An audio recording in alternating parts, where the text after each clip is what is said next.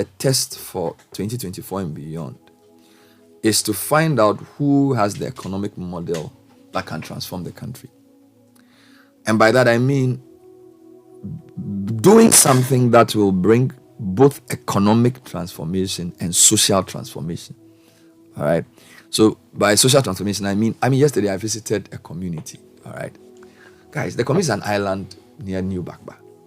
They plant palm, and then they plant plantains, and then they do some fishing.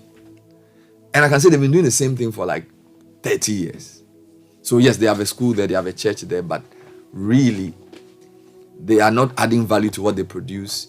They are still very subsistent. Do you understand? So I feel like we need a danger upon kind of transformation where agriculture will be transformed in a very meaningful way. I see many, as I drive across the country, like last 2 weeks I was in Akuse, and this past week I've visited places in Central Tong and South Tong. We have a lot of land. The only thing we grow is grass. We plant maize, but just to eat it. All right, we plant maize, we plant some rice.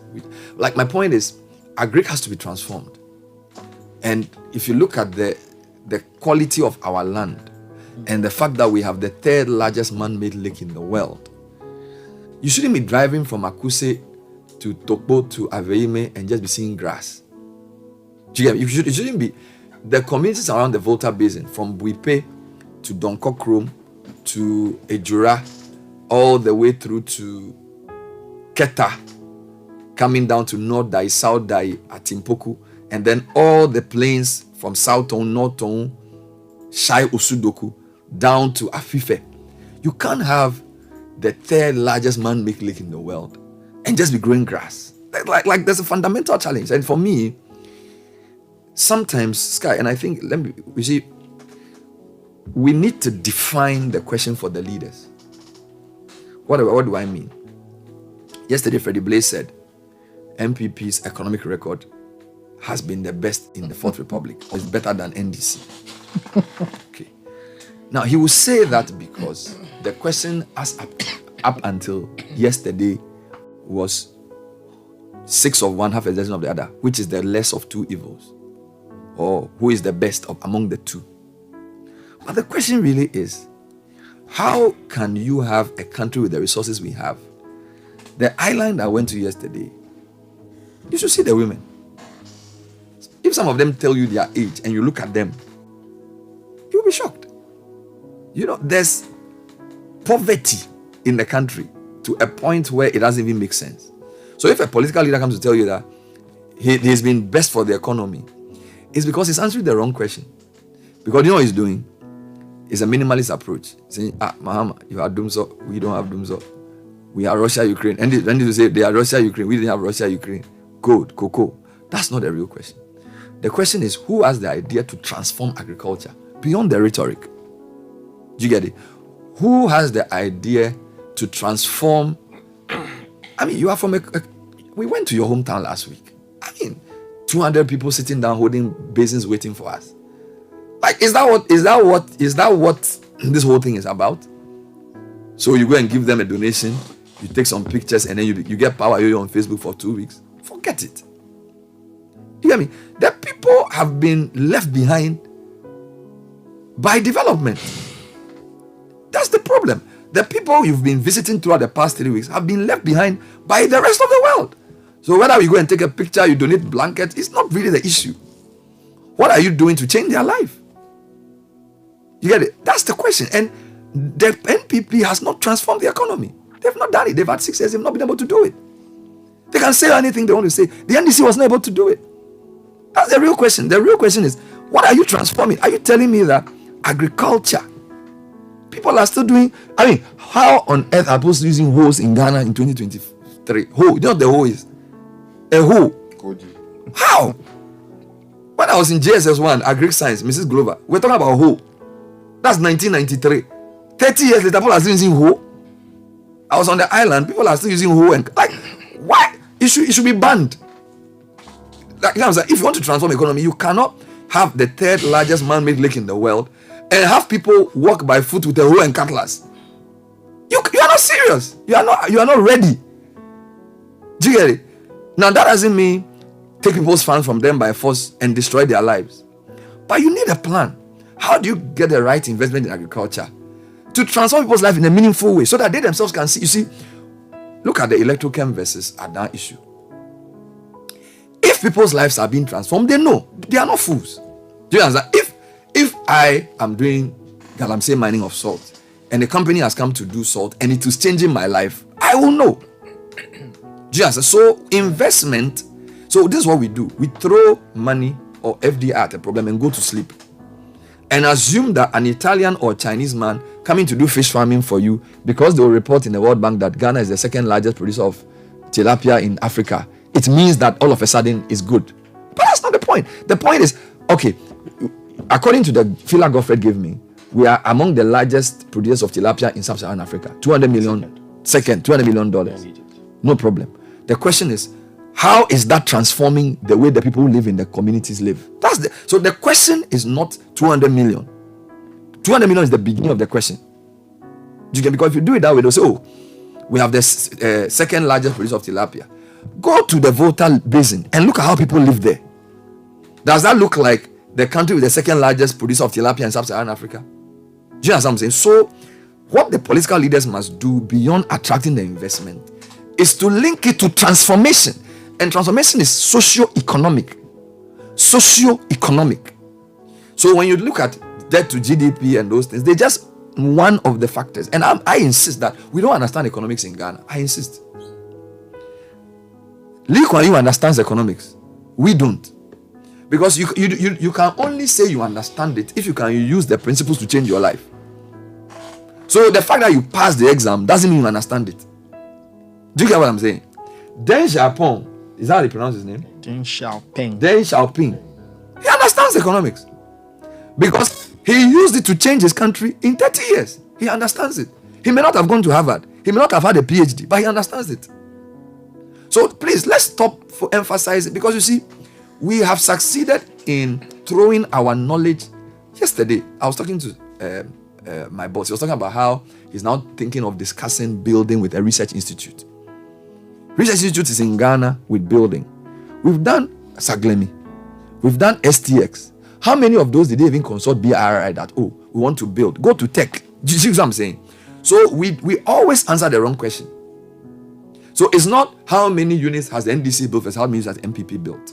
How have you transformed housing so that somebody from university can get a house and afford it? Construction finance. Everybody's talking about mortgage.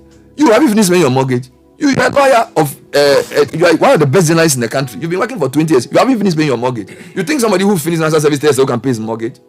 So housing has not been transformed. Whatever Asenso tells you, that's not the point. It's not even about Asenso. Do you understand what I'm saying? The question is a transformation question. And we sit here and we say, oh, and with the media we help them. Under Mahama we did 4,000. Under MPP they did 4,200. So MPP is in the lead. Then you do a chart and put it there. That's Dudui lifestyle. How have you do you know what transformation means? To transform something means that when you look at the thing, you even recognize the original. Agric has not been transformed. Housing has not been transformed. No sector has been transformed. Yet you have the third largest man-made lake in the world, and your continent has the most arable land, and you have people from China, from Ukraine coming to farm here. And when Russia is fighting Ukraine, your leaders go to Ukraine to beg them to stop because you can't get bread to eat. You are mad. You are not educated. You don't understand you don't know what the demands. You don't understand the demands life is placing on you. So you go, and because World Bank tells you are doing well, you are happy. And because somebody gives you some data that you are doing, you are not doing well. You drive from Akuse to Afife, and you still import $300 billion worth of rice. You can't even plant enough rice to feed yourself. You are not educated. You don't understand agriculture. So you may have a PhD in agricultural economics, but I don't understand it. Because understanding is not passing exams. Understanding is using knowledge to make yourself free. And I insist that Ghana, we don't understand economics, we don't understand agri, we don't understand anything. All we understand is delegates and elections. I'm telling you. I'm speaking this with my greatest conviction. I'm telling you. So let's make knowledge practicable and useful. Give the researchers a role in your policy so that they can implement research. No country has developed without using research. And research Look, countries closed out, and in 30 years, the world gave them respect. They forgot what people were saying about them. We are the only people. Every event I go to in Ghana to discuss Ghana, there are more foreigners in the room than Ghanaians. How? How do you develop it? You think when China wanted to develop, they went to bring Americans to come and sit and have discussions with their ministers of finance to discuss China?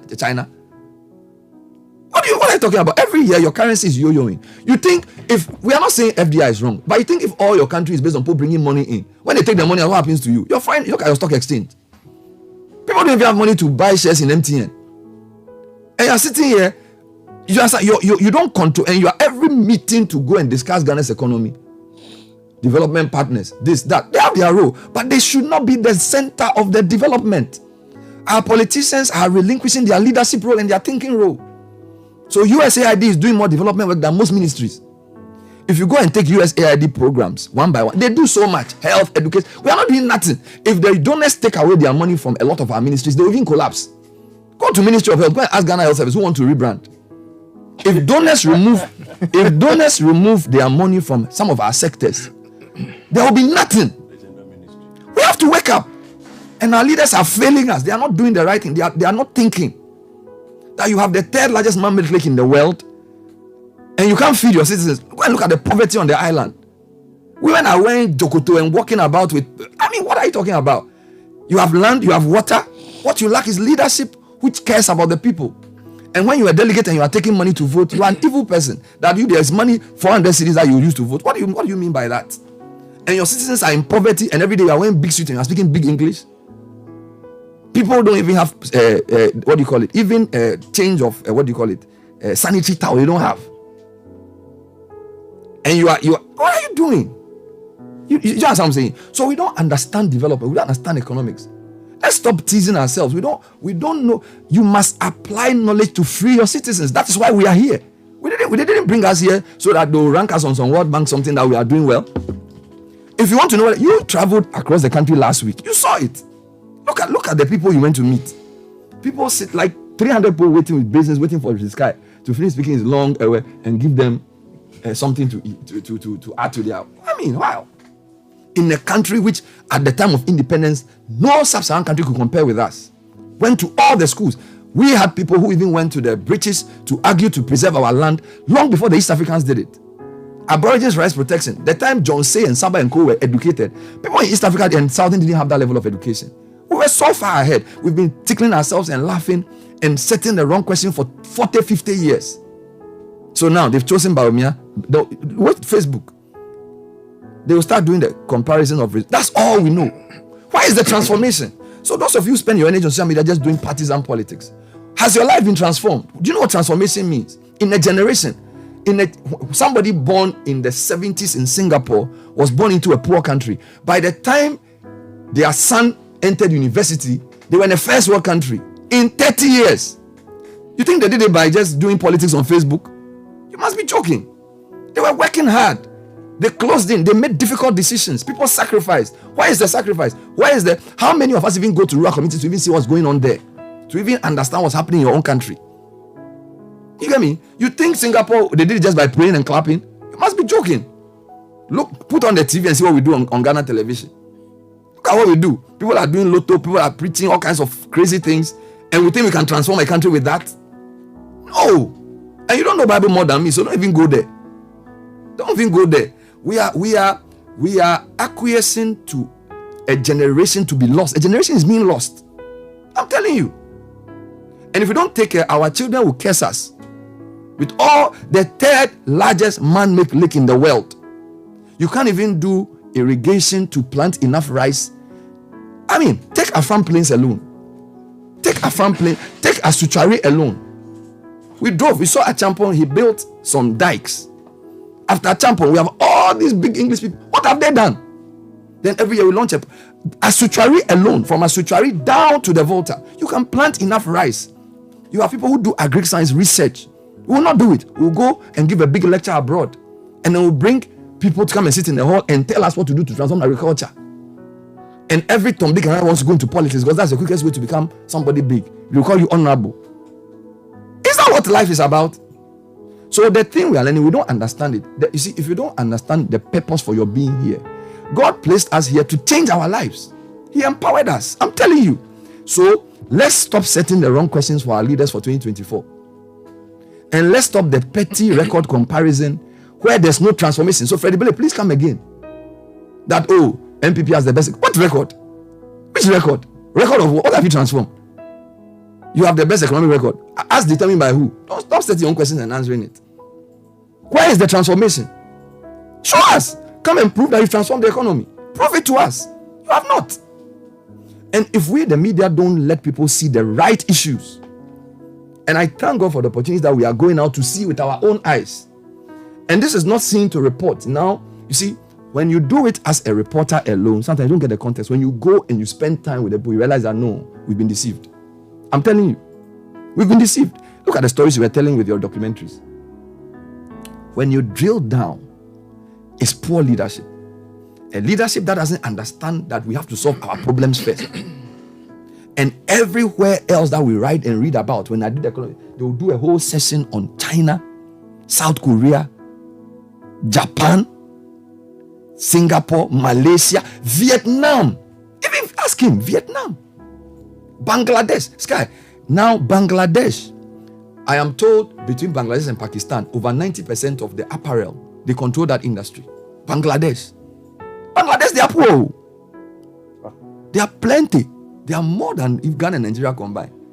But they own the apparel. So which one are we owning? Which one do we want to chase? And apparel is value additional. We, every year, gold, cocoa, timber. Come, same thing. So please don't come and give us people who come and do book long, gold, cocoa, silver. Where is the value addition? Bangladesh has picked 70% of the world's buttons are produced in one province in China. 70% of the world's buttons, probably including the one you are wearing, are produced in one province in China, the whole world. 70% of the world's buttons, you can check it. One province is producing 70% of the world, so they focused on buttons. Bangladesh is focused on garments. What are we focused on? What are we the best at? Why doesn't that worry us? Why are we giving airtime to this cheap? We are better. This is better. Let's redefine the issue. What industry have we transformed? That is a real question. And transforming it to bring social impact. So, for example, you can even engineer say, okay, if somebody does a 20 million investment in tilapia, how come the communities around where he's doing the investment are all still poor? Maybe may not be the best person to even distribute the money. If you put $20 million in a tilapia farm, we should see it beyond simply the numbers of export. But the problem is that when we give people the license to come and do these things, all we want is for them to pay tax and to pay a bribe. So the rest, we don't insist. We don't insist that we have to see it in the local economy. We don't make it a necessary condition that you put 20 million in a tilapia farm and you can repatriate all your profits. You don't change the local economy and you say I've employed people and we look on and say this is development. No. A development that doesn't touch the social fabric of the people is not development at all. And a knowledge that cannot bring transformation of the citizens is not knowledge at all. Honestly, we have to do better. We have a lot of work to do in this country. I'm telling you. It's 8 o'clock. Let's do tech and social media trends. I'll allow you to come and help me. It's a very, very annoying situation. Adia bakwa ye wo wiasimpa ne se yede awo ebetrampoa. Anaso obi befro sansani. Aniti ena wo hia ahobambo pa. Evise penti asase pia ne hono ma eda hokwa. Ena day make for intense miracle powder and soap at the amount. So we are bamboo, luck and favor, promotion, promise and feel hawana. Sikaton semwa na she. Baby, I will be a young crata or quentu him. We are see you to homonia semau. A bay dom, and not say whom be hawana, a young yariwa, any namany a yariwa. A won't and some day, what's an attack? The yan is so bet watch one whom a true for so 0541 079 062 bra number John tap for anyone tasan.